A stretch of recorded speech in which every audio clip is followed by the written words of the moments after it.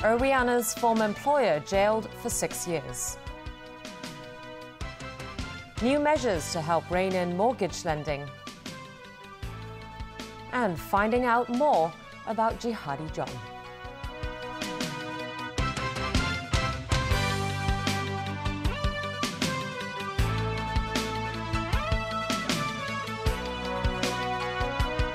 Good evening. A former employer of Indonesian domestic helper and abuse victim Ariana Celestianingsih has been jailed for 6 years and fined $15,000.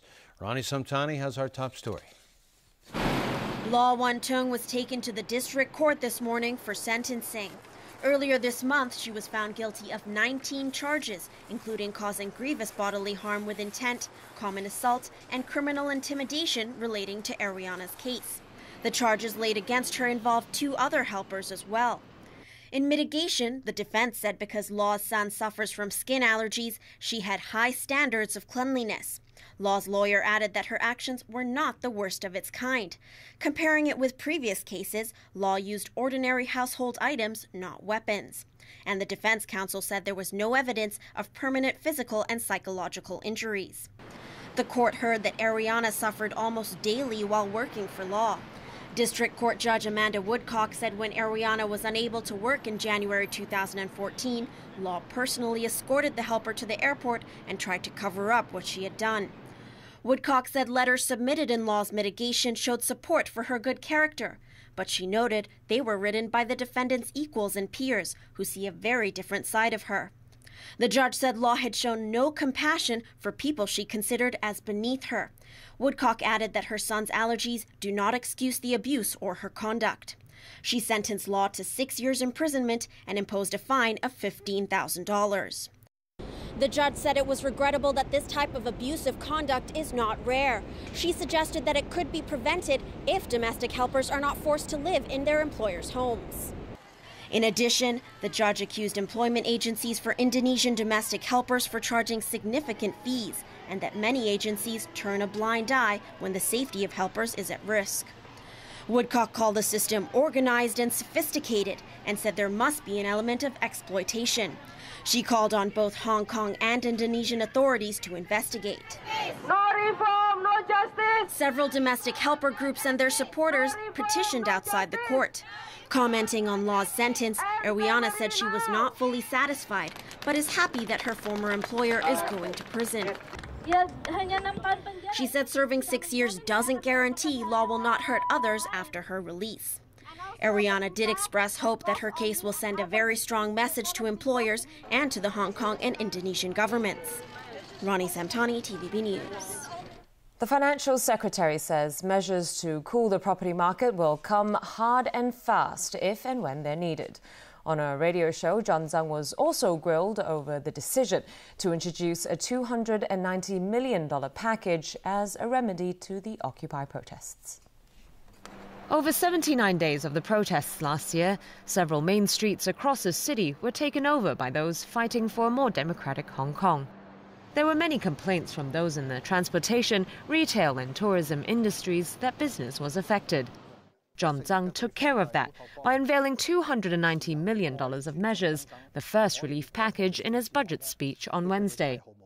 This morning, he was accused of cherry-picking facts and figures to back these measures, which range from waiving commercial vehicle examination fees to overseas activities to promote Hong Kong's image. Retail sale in September, which is before the occupation, was up by 4.8%. But in October, so shortly after, it was only up by 1.4%, and by December it was down by 3.9%. And in November it was up by 4.1%. I mean, you skipped a month there. This is cherry picking. Despite being caught out on the figures, Tsang denied the move to introduce the relief measures was politically motivated. What we need to do is to really bring the proper message to overseas investors and to overseas tourists who want to come to Hong Kong, that Hong Kong is the place that they could come back. How does waiving taxi fees affect overseas investors? What we are doing for for these companies, for what we do this for these companies and for the commercial vehicles, is to show our concern for them. The figures that you quote, the whole idea of these support measures is political. No, it is not. Then why didn't you compensate the restaurant industry last year when they had the same shortfall? It was affected in the same way. It's not about that. I mean, it's about an illegal action that caused the concern of the people in this area. And this is something that we have to express concern to. It's about legality, it's about sentiment, it's not about economics. It's about politics. This was a political decision. Let's agree to disagree. Listeners also called in to complain about a lack of measures in the budget to curb rising property prices. The financial chief insisted he would take action at the right time.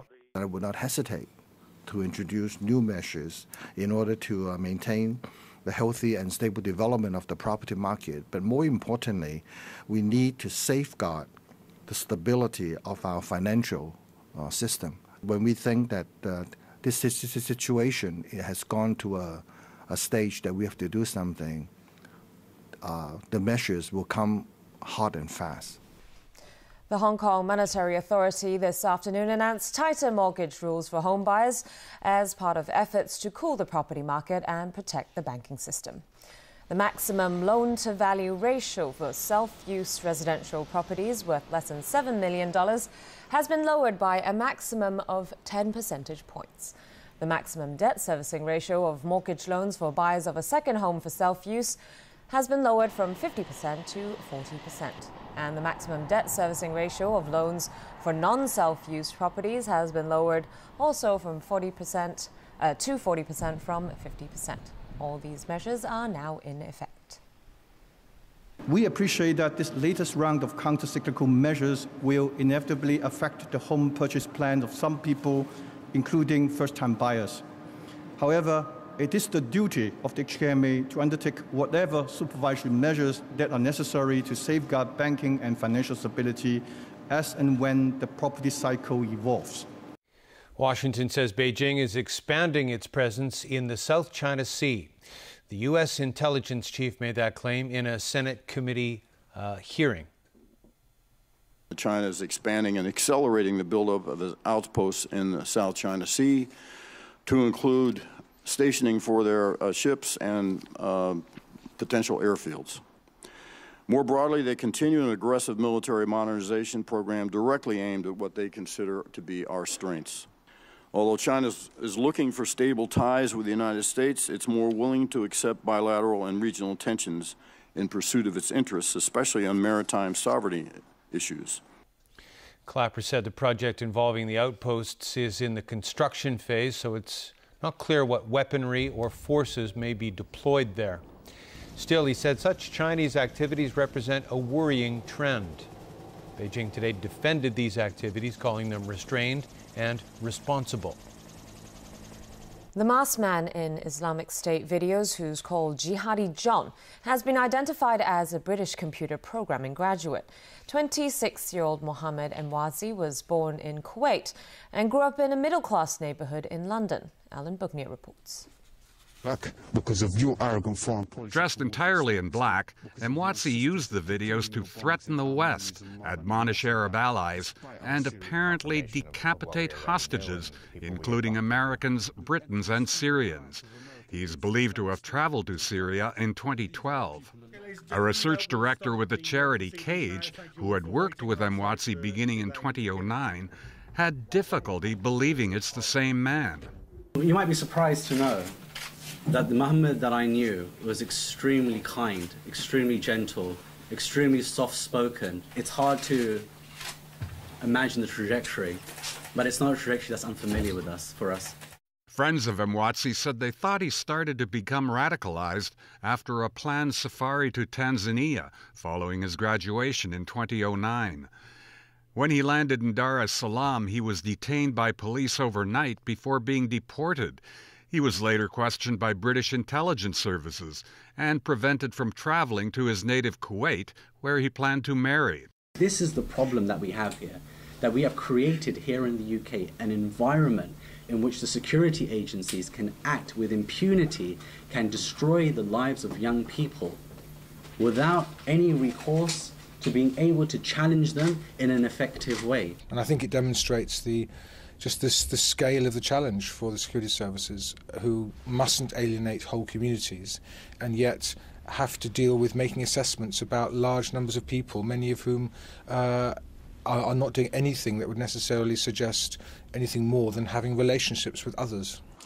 Journalists went to an address in West London believed to be Mwatsi's home, but there was no one there.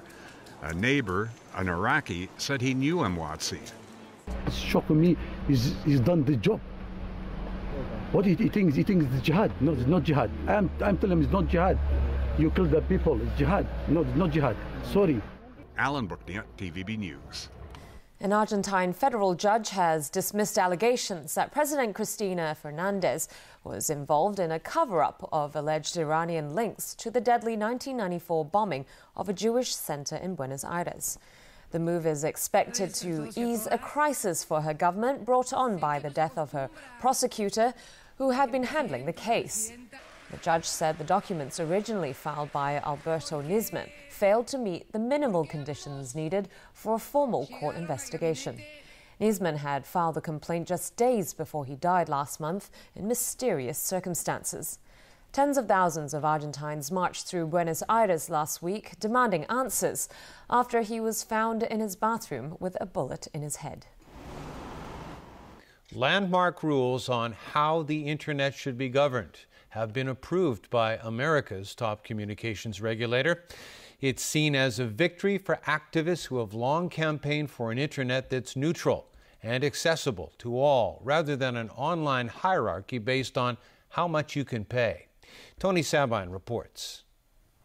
Advocates fighting for a net-neutral America were celebrating last night when the Federal Communications Commission voted to impose groundbreaking rules to regulate U.S. internet providers.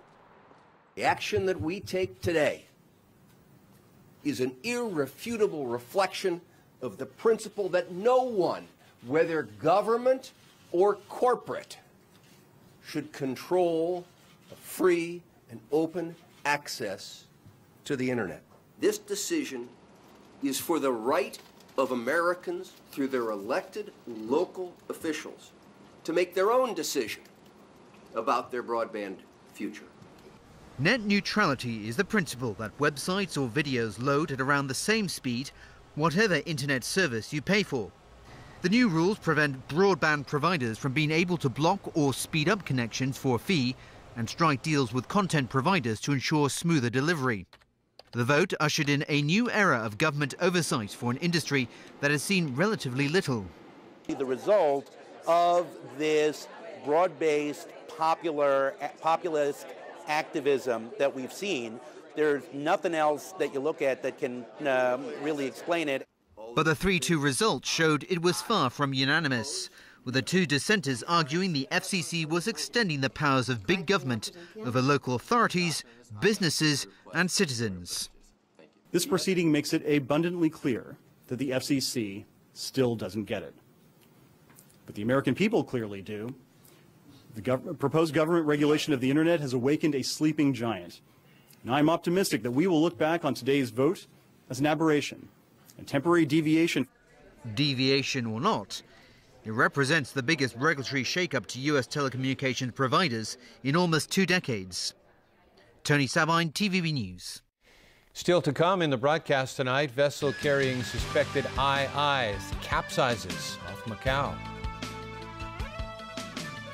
Liverpool out of the Europa League. And the chase is on in Arizona.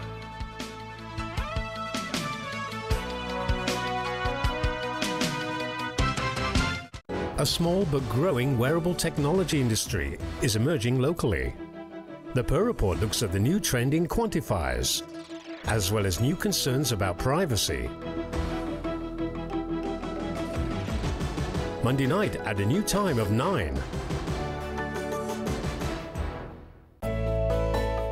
聽講呢間私家醫院嘅服務幾好㗎，有幾好呢？